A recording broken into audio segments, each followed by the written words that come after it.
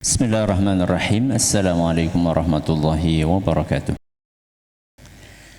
Alhamdulillahi wahdah wassalatu wassalamu ala man la nabiyya ba'dah wa ala alihi wa sahbihi wa man ittaba'a hudah ila yaumil qiyamah, amma ba'd.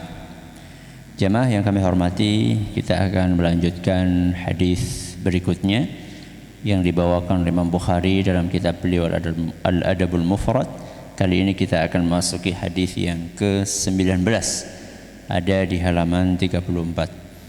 An Abdullah bin Amr radhiyallahu anhuma qala, dari seorang sahabat Nabi SAW, Abdullah bin Amr, semoga Allah meridhai beliau berdua, qala, beliau bercerita, jaa rajulun ila Nabi sallallahu alaihi wasallam faqala, pada suatu hari ada seorang pria datang menemui Rasulullah sallallahu alaihi wasallam dan dia berkata, ji'tu ubayyi'uka 'alal hijrah. Wahai Rasul, aku datang kepadamu untuk berbaiat, mengucapkan janji setia. Untuk apa? 'Alal hijrah, saya akan ikut hijrah. Salah satu ibadah yang sangat mulia adalah hijrah, yaitu meninggalkan tempat yang di situ dia sulit melakukan ibadah, berpindah ke tempat lain yang di situ dia lebih mudah untuk menjalankan ibadah. Itulah arti hijrah, aslinya seperti itu. Jadi berpindah dari satu tempat ke tempat yang lain karena tempat yang lama dia susah beribadah, dihalang-halangi, diintimidasi sehingga tidak maksimal untuk menjalankan ibadah dia kepada Allah Azza wa Jalla, maka dia mencari tempat lain. Di tempat yang baru itu tempatnya gampang, mendukung sarananya, mendukung suasananya untuk menjalankan ibadah. Itulah asli dari hijrah, maknanya seperti itu. Sebagaimana dahulu Nabi SAW diintimidasi di Mekah, susah menjalankan ibadah di Mekah, maka beliau pun berhijrah kemana? Ke Madinah, karena suasana di Madinah lebih kondusif. Jadi pemuda ini datang menemui Nabi SAW, berbaiat, mengucapkan janji setia dengan maksud ingin berhijrah. Namun pemuda tersebut menyebutkan sebuah kendala. Apa kendalanya? Wa taraktu abawayya yabkiyan. Kendalanya, ketika saya tinggalkan rumah, saya tinggalkan kedua orang tua saya, ayah dan ibu saya, dalam keadaan menangis. Ya. Menangis karena tidak ada yang ngurusi beliau berdua.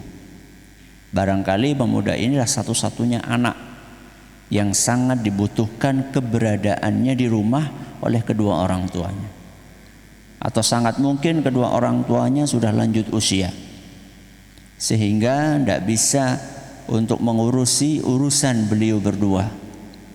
Perlu bantuan dari anaknya yang mungkin semata wayang ini. Artinya orang tua ini betul-betul sangat membutuhkan bantuan, bukan sekedar karena berat melepas, karena kangen, karena perasaan, bukan, tapi karena betul-betul sangat membutuhkan bantuan dari anaknya. Maka Nabi SAW bersabda, qal irji' ilaihima, kamu harus pulang ke rumah. Ya. Untuk apa? Kata Nabi SAW, fa'adhikhuma kama abkaitahuma, bikin kedua orang tuamu tersenyum bahagia sebagai bentuk tebusan karena kamu telah membuat beliau berdua menangis. Jadi Nabi SAW menolak sahabat itu untuk ikut berhijrah. Padahal tujuannya sangat mulia. Tujuannya adalah mencari tempat yang bisa menjalankan ibadah dengan maksimal. Tapi berhubung di tempat yang lama, di rumahnya yang asli, itu juga di situ ada potensi untuk beribadah. Dan bisa jadi potensi ibadahnya lebih besar pahalanya.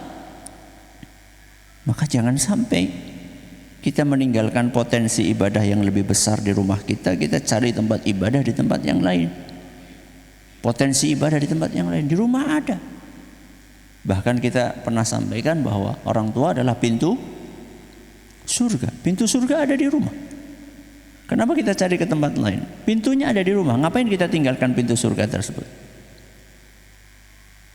Kemarin beberapa saat yang lalu kita pernah bahas hadis ini, bahwa siapapun yang pernah membuat orang tuanya menangis, entah itu ayahnya atau ibunya, maka dia harus menebus kesalahan itu dengan membuat beliau berdua tersenyum bahagia. Karena yang kemarin adalah dosa. Yang dosa tersebut harus ditebus dengan amal soleh.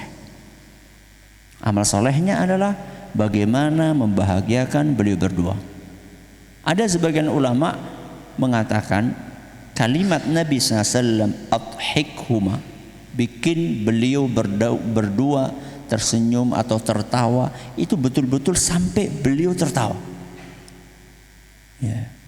Sebagai tebusan kemarin engkau telah mengakibatkan kedua orang tuamu mengucurkan air mata.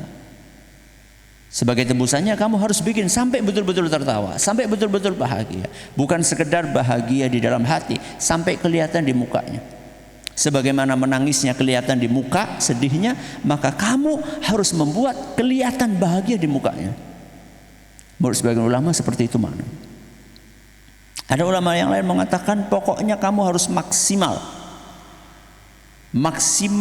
memberikan yang terbaik yang bisa kamu lakukan untuk orang tuamu.